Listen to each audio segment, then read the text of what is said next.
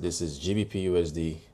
It's Monday, the 27th of January. Market is very active, and we have this price action right here, right? So I just got into this trade. It's a 4-hour time frame, and this is the structure right now. So I'm actually expecting price to push to the upside, and once it does, whether it goes up or not, I'm still gonna break down this trade for you to understand exactly what I saw. But if you look at the structure, we are very bullish. Therefore, I'm looking for buying opportunities. This was a pullback. Got into this trade at an area of value, had my confirmations, and that is it, right? So let's see how this plays out, and I'm gonna break it down. The trade played out beautifully. It's currently Wednesday, but in this video, I want to show you how to get an entry using these simple confirmations. All right, so let's get into it. I'm gonna start on the weekly time frame. This is GBP USD, by the way. So on the weekly, what can you see? Let's look at this move to the downside. Price was just creating, or price is creating lower lows. There's a lower low, lower high. We broke this low, created a new lower low, right? If you look to my left, right here, price, has come to an area of support. This was the previous support where price respected right here and then moved all the way to the upside. So we are back to that level again. So you can see we had a reaction at that level, price got there, and then we bounced to the upside. What I want you to take note is the fact that on the weekly, we are still on an uptrend. And what is happening right here, this candlestick that you see, or this move that you see going up, this is just a pullback on the weekly, right? If you understand market structure, we are still bearish, lower low, lower high, lower low, lower high. So this is where, or this is what price is doing, which means that at any point in time, price could just continue trading to the downside to resume the downtrend. But the thing is, I personally don't know where price is gonna do that, because there's a pullback. Price could even come here and go down, or price could come even all the way to the previous high before going down. This is still a downtrend, right? So what I just have to do is to mark up my area of values, or look to my left to see where price is likely to react to, and that is when I saw this previous support, right? So this was a support. Price bounced to the upside, it bounced right here again, and then finally broke that level. So I extended this and considered this to be an area of value where price is likely to react to. So break, we are currently having a retest below that level. That is what is happening right now, even though price could still break out of this. But for now, the fact that we are below this level, I just want to be patient and also look out for what price is likely to do at that level. So yeah, that is the weekly for you. Let's go down to the daily. What is the daily doing? Daily also, we're bearish, but price switched right here. This is a lower low, lower high, lower low. Price created a low, high, low. This is a double bottom structure. We broke this high, created a high, high, high, low, high, high. So the daily is bullish. Let's go to the 4H. The market is also bullish on the 4H. We are creating higher highs and higher lows, breaking highs, creating new highs and higher lows, right? So the fact that we were creating highs and higher lows, and I'm a day trader, I just want to trade with the direction of the market, right? And if I'm buying, obviously, I don't want to buy at the highs. I want to wait for the pullback, and then I'll get in somewhere here to move with the direction of the market, all right? I'm going to go down on the 1H as well.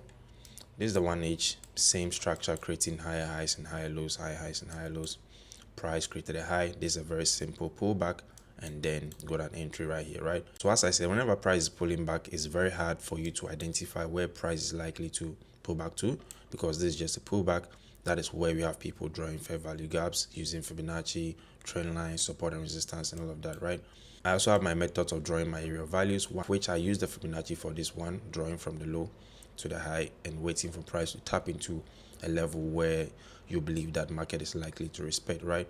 So I had this zone waiting for what price would do at that level. Now, going on the 15 minutes time frame, and this is where I want you to pay attention to, right? We had price just creating lower lows and lower highs, going to the downside, lower low, lower high, lower low, right? But the very moment we tapped into my area of value, just look at the candlestick that the market presented.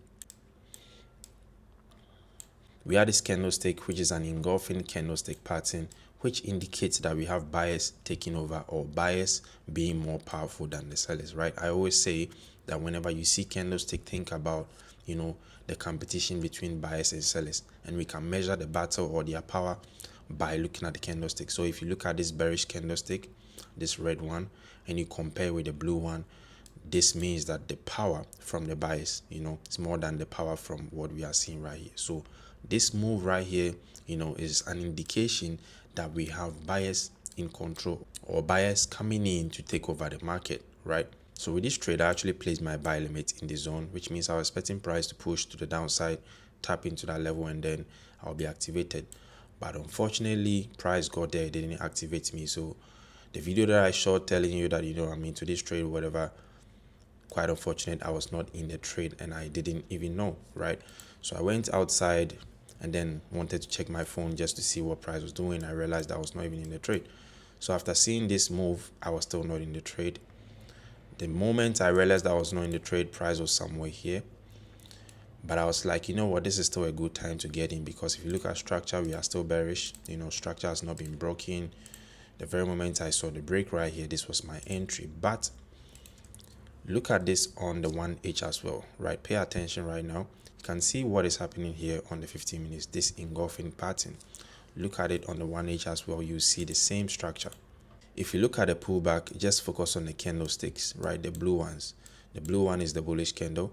We had price just pushing to the downside. Whenever the blue comes in, there is no engulfing, right? The only time we had an engulfing was when price got to my area of value. So seeing this in my area of value gives me a strong confirmation that indeed price is going to go to the upside. So I saw this candlestick on the 1H, and I saw the same thing on the 15 minutes time frame. Waited for structure to be broken, and then that was the entry right there. So yeah, this was my TP as well, and I'll show you right here. I'll just pop it somewhere here and you see my entry, my TP as well. The fact that I knew that the weekly was still bearish, we are just pulling back and we are trading below an area of value. This is a strong support. We are trading right here. I didn't want to hold my trade all the way to the upside. I just wanted to get in and then just target the most recent high. That is why I got in right here and then targeted this high, and I was out. And indeed it was a good target, because right after, price dropped again and then came back to the downside.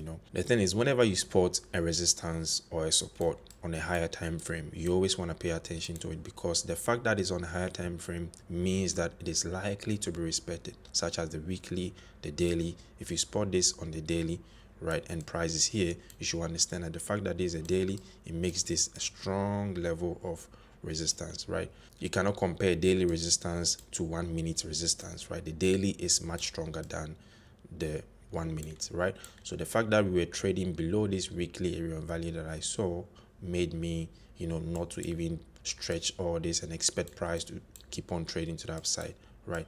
That is why my TP was just somewhere here and I was done for the day.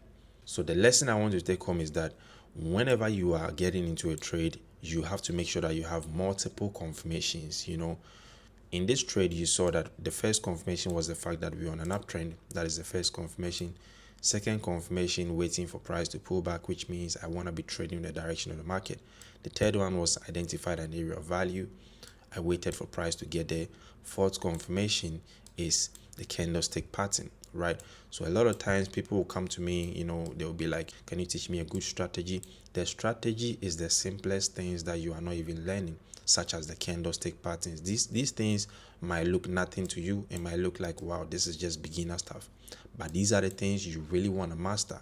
The foundation matters a lot whenever you are building a house, right? So these are the foundations that you need to master when it comes to trading. Understanding this pattern is gonna put you ahead 10 times than someone who is not even abreast with this kind of information. All right, so you want to make sure that you understand these kind of things on the chart, so that you can take the simplest setups whenever you see them. So it is what it is. I hope we are on the same page when it comes to what I just explained, right? I'll see you next time. Take care.